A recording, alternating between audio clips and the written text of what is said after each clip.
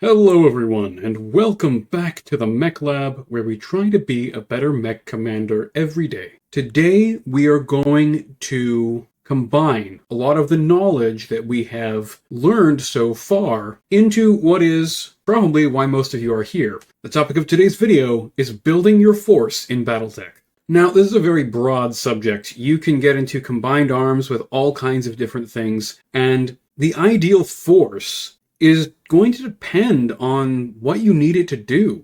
If you have missions with a lot of mobility requirements, maybe you need to chase down some enemy convoys or capture an objective in the enemy's deployment zone and bring it back to yours, it's going to depend, really. So for today's video, we're going to build a really flexible force that can handle almost any mission. And it's going to be a force built for tournament rules, so it's going to be a specific faction. And I'll show you in a moment how we figure out what faction it is, but the first thing I want to do is find our centerpiece. Every time I build a list, I try to find a new unit that I haven't used before that I'm interested in trying out. Because there are literally thousands of mechs in this game, it helps to narrow down what you're looking for specifically. In this case, I want a very durable mech, so I've selected engine types light and fusion, and I want triple strength Myanmar because I want this thing to be able to kick the crap out of other mechs in melee. This is going to be our objective holder. We move it to the center of the table and challenge the enemy, or we march it right into their battle line and punch people in the face. And I've already found the mech that I want to try out, and it's the Warlord. It has decent long range and mid-range firepower with the heavy PPC and ER medium lasers. It's got a couple of good close range weapons, including the base medium laser in the right arm. Triple strength Myanmar. It has a C3 computer, that's not really that important. It has 4-6 movement, which means that once the triple strength Myanmar is active, it will be moving at 5-8, which is a really good movement speed to have, because it lets you get +3 TMM. It has adequate cooling so that it can fire both of its main weapons without heating up, even if it's running, and it has a bunch of different weapons that can be used to manage heat effectively. Now, of course, if your arms both get shot off, you will no longer be able to manage your heat effectively. You'll no longer be able to boost your heat up over 30, so make sure that you get there with the weapons that you have before you start taking too much damage. So we have our centerpiece unit. I'm just going to go ahead and throw 3 piloting on him since he's very focused on melee, and we also don't want him falling over. So we've got our centerpiece mech. Now we have to go and figure out which factions allow us to take this thing. So we're here in Master Unit List. This has a list of all of the units that you can possibly take in Battletech. So we're going to go first to eras, and we're just going to go for Dark Age. That's the previous tournament that we just did on the MRC, and you can see that it lists all of these places. But we don't actually know where this unit is from. So the thing that we have to do first is look it up. So we'll open up a new tab here, and we're going to type in its designation, the Warlord, and we search it in the bar up here, and we can see the Warlord 2DR. And we're going to go to Dark Age, and we can see that it's only available to the Fed Sons. And it looks like it's been around since the Jihad. Great. So now we know which faction we're playing in. So we go down here, we'll click on the Federated Sons. Now we have all of the Federated Sons units in existence in this era. I usually like to filter by BV. And what we're actually going to do is we're going to select our support units first. One thing that you really want in this game is a couple of units that are really able to just sit back and go first. Because of the way initiative works, you need units that have long range that can act early in the turn with no information about where your enemy is going, and have them still be relatively safe because the enemy's battle line isn't going to go and run behind them and punch them in the back or something like that. I'd like something with long range that hits really hard and has decent armor. And would you look at that? It has one of my favorite heavy tanks. Okay, so we can take the Die Morgan. So we're going to go in here. We're going to type in Die Morgan, and it just happens to be in that one. But if I didn't find it here, I would just click through these other ones. Obviously, we're going to ignore the clan ones because we're playing Inner Sphere. So as you can see, this unit is very slow, but it has reasonable armor on every facing, especially on the front, which is great. Can soak a lot of damage on that front end, which is less likely to get crit. And this thing is basically just rocking 3 Gauss rifles with a targeting computer. So really great accurate fire. We can make this thing really cheap by taking it at either 4-5 or 4-6. Most tournaments will allow something like this. A lot of the recent MRC ones have required at least 4-5 skill though, so we'll just put it back to that. And the list that we're building today is going to be 10,000 battle value because that seems to be pretty consistently what we're dealing with in the later eras. So we're back on master unit list now, and I'm just having a look through all of the available mechs here. We probably want a couple of durable cavalry mechs to go out in front of our big boy. But I would like to have at least one decent long-range unit. So I see here we've got a Rifleman 3CR. Most riflemen are very good long-range units. So here it is, the Rifleman 3CR. Twin AC-10s. Has a small cockpit, which means that it's more likely to get knocked over. It's very light on the armor for a 60-tonner. Not a fan. All right, so we come back in. Let's have a quick look through here. Let's go a little higher up in battle value. Anything with enough guns to really be a good long-range threat is going to be pretty expensive generally. Here's an interesting one, the Gallant, a missile boat. Gallant 8-0.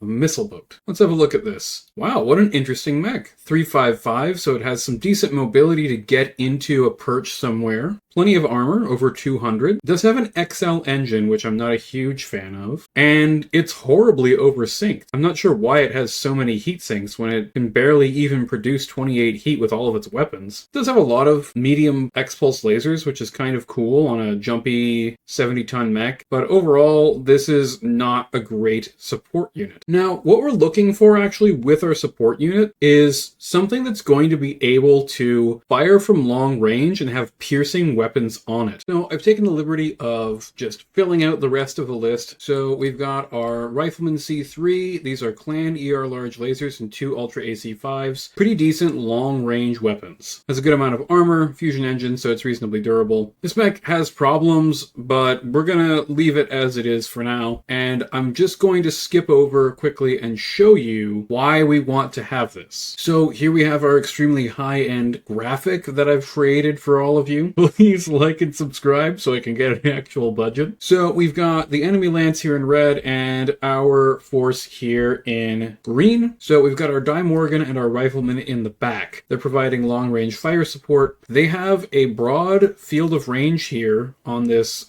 hill, notated in brown. So they can basically see anything that isn't behind these hills. I'll even throw another hill on here just to indicate that that Die Morgan is 2 levels up and is now at level 3 and can see over the forests. So it doesn't matter where the enemy goes, this spider can either go through the forest or around it. Doesn't really make a difference. The rifleman and the Die Morgan can both see the spider, and maybe it's got some high TMM and it's got some forest, so it's hard to hit, but that's no problem. The enemy's doing a similar thing here. They've set up their Warhammer in this forest and their partisan up on the hill. So they also have their long-range guys in the back. So what our group is going to have to do is we're either going to use our short-range units, these 3 right here, the mechs and the mantis, all to move in, converge on someone, and focus them down. Maybe the Centurion because it has a lot of ammo and it's squishy compared to the 2 heavies. Or maybe we focus the Warhammer because it has weak legs and we know that our melee mech can get in there and kick it in the shins and just kick its leg right off. Same with the Wraith, very highly mobile unit, 7-11-7 movement profile.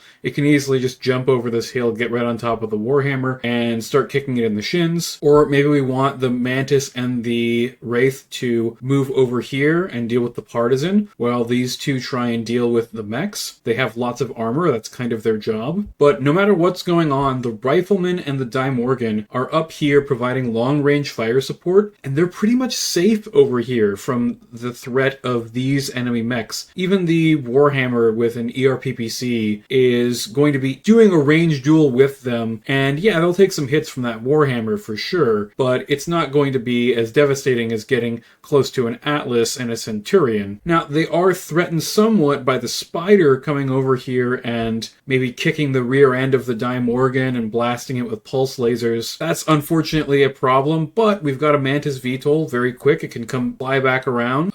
Maybe it goes in here and assists with some back shots on the Warhammer. And then it can just fly back over here once the spider starts to close and start pelting it with small lasers. Pulling up the Mantis here for you to have a look at. 5 ER small lasers is no joke. That's a lot of firepower for such a cheap little VTOL. Now, in the event that there is an objective that we have to get, maybe there's a box over here that we need to capture. That's a little bit big. Maybe there's a box over here that we need to pick up and bring to the other side. Well, the Wraith is going to go straight for that box, and it's going to start booking it for the other side of the table. Meanwhile, I'm guessing that the enemy spider will do the same thing with our box, right? It's going to come here, and then it's going to go all the way back across and try and score some victory points. Meanwhile, our fire support group and our battle line group are moving in and fighting the enemy, or they're fighting a delaying action by holding back here and waiting for the enemy to close. But generally what I would say is maybe there's a good spot with cover over here. Maybe there's some forests. Our battle line should wait in here rather than moving out and facing the enemy, because that Atlas is pretty scary up close and they have less overall firepower in the long range category than we do. We probably want to just eliminate that spider, and then we've killed all of their mobility, and then we can kind of move with impunity with that Wraith to capture that objective. Meanwhile, the Mantis is basically just unchallenged. There's nothing here other than the partisan tank